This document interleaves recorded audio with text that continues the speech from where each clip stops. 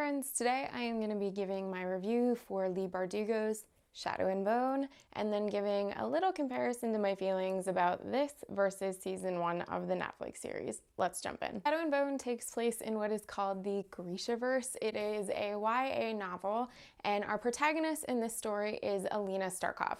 We are brought to this world that has been creatively invented by Leigh Bardugo. I will say that I did like the universe she created for this. This book overall is incredibly YA, and if that's your thing, then you will probably really like this book. I am semi into YA. It's not my favorite thing. It's not my least favorite thing. I will say I found that Mistborn Era 1 tended to lean a little bit more into YA at times. I still liked that. This was a solid 3 out of 5 for me in terms of actual rating and scaling for my feelings on a book, but we'll jump into that a little bit more as the conversation continues. In this book, we see a lot of Russian overtones and themes when we see the Second Army, which Alina is a member of. This is the quintessential army that we're kind of used to seeing. The First Army, on the other hand, belongs to the Grisha, who we'll get to in a couple of minutes.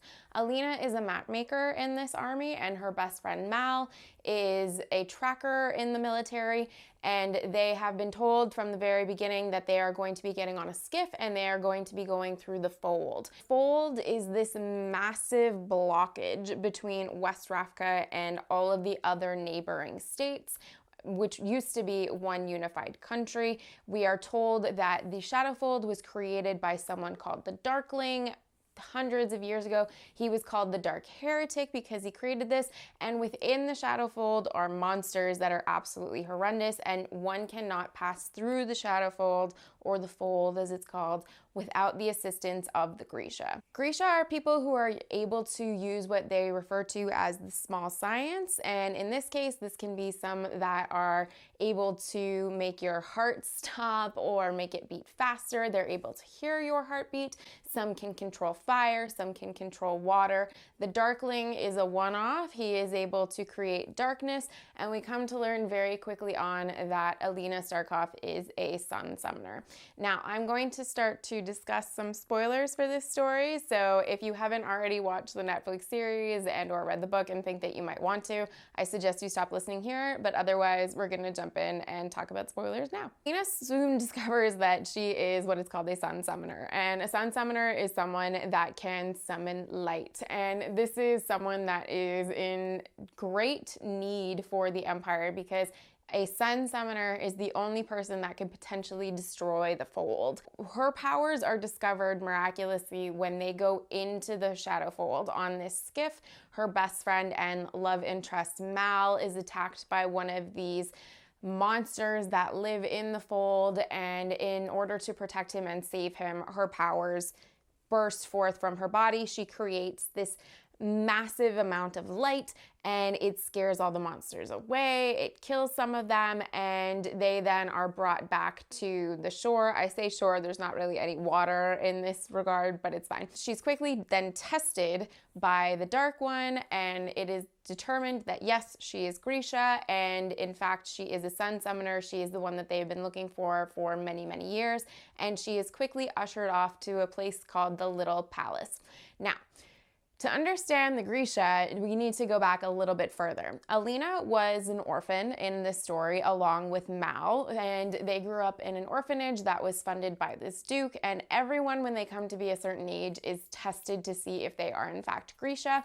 She didn't want to run the risk of being separated from Mal, therefore we're not really given the clear example in the book as to how she gets out of being tested, but in the show, which I'll get to in a minute, she feigns an injury, and, well, she doesn't feign an injury, she actually does injure herself, and if you're injured, you cannot be tested. So there's that. Once she starts traveling to the Little Palace, word gets out that a sun summoner has been discovered. The neighboring states start sending assassins to try to kill her. This is because Grisha are not appreciated in those lands. Grisha have fled to West Ravka and Ravka because they want to be safe. This is something that is now creating absolute chaos for Alina. She doesn't really know what's going on. A few hours ago, she was a map maker and she was in the Second Army, and now she's being carried off to the most amazing place to live in the whole empire and to be a Grisha, which is something that she never truly desired to be, nor does she really want to be a part of, because it means that she's going to be away from Mal. One of the things in this book that I found to be a little tedious was the fact that Alina is quite whiny as a character, and I understand this might be more of a YA trope than anything else. She is very much in that teenage phase, I feel, of how woe is me for everything, everything's terrible. This is not to say that the character is not undergoing some traumatic things, but all in all, I found that the character herself sometimes was endearing, but not quite that often. Once she arrives to the little palace, we are introduced to a character called Genya. She, we come to learn, is a tailor. She, like Alina and the Dark One, is quite unique. Not many tailors exist, but she is looked down upon quite regularly by the other Grisha because she does not in fact live in the little palace. She lives in the palace across the courtyard with the king, his wife, and their son. And the king, we come to learn quite quickly, is abusing her and is having an affair with Genya, which is something that is known amongst the Grisha, and they think she's favored when in reality she's not. This is much more of a punishment for her. Lena then starts training very quickly on because she needs to find a way that she can take down the Fold, and the only way she can do this is if she's able to channel all of her light and all of her energy and power to destroy what has stood for several hundred years. While all of this is happening, we meet a few new characters, Baghra being one of the most important. She is the teacher at the little palace for most of the students, and she takes a special one-on-one case teaching interest in Alina because she wants Alina to succeed and be able to take down the Fold. While all of this is happening, there is the, of course, love story that is starting to develop. We see that she and the Darkling, aka the Dark One, are kind of forming this very toxic relationship. He is the epitome of toxic masculinity, all the while she is missing Mal, and she's been writing letters to him, all of which have gone unanswered. She's not incredibly sure what is going on. The creepiest character that is introduced to the story is a priest known as the Apparat. He has taken a special interest in Alina, and he, all in all, is a really creepy character that I could do without, but I understand his purpose in the overall story. And we come to learn that there are things that certain Grisha can have that will enhance their ability. Meritova Stag specifically is the one that the Darkling wants to get her. He says that if she wears it as a necklace, it will be able to enhance her powers at all times, which is what she needs in order to take down the Fold. So unbeknownst to Alina, the Dark One sends out a message that he wants the best trackers in the Second Army to go searching for the stag, and this ends up being Mal. He has this weird premonition that he knows it's for Alina, and he can do this to help her and save her.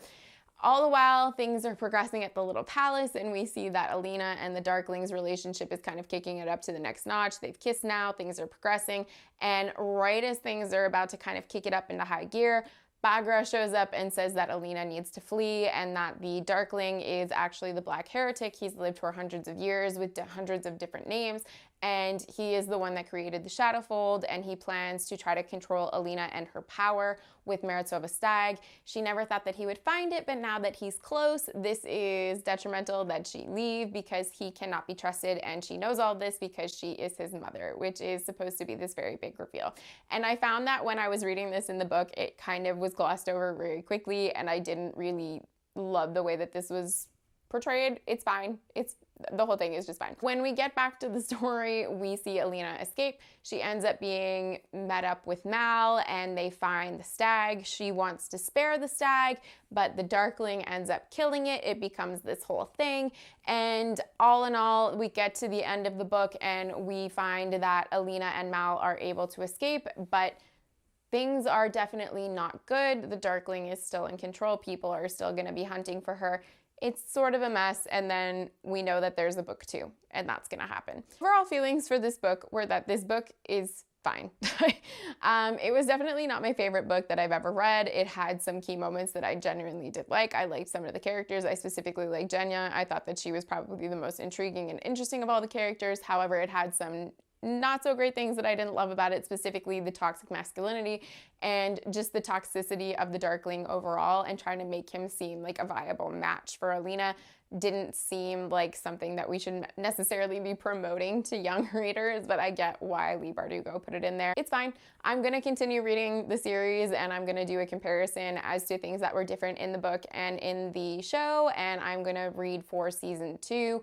I also know that the show is not only influenced by the book Shadow and Bone, it is also influenced by the duology Six of Crows. I'm looking forward to reading that soon. I've been told that it's better. You can let me know what you think. Have you read either the duology or the trilogy? Which one did you prefer more? I'm curious because I actually really prefer the Netflix show, and that's not something that happens very often for me. If you want to help me, you can hit like and subscribe. And if you want to follow me on Instagram, you can find me at Fantasy Awash, where we can talk about books and cats and TV shows because, hey, I like a good fantasy show. Who doesn't? And as always, thanks, and I will see you next time. Bye.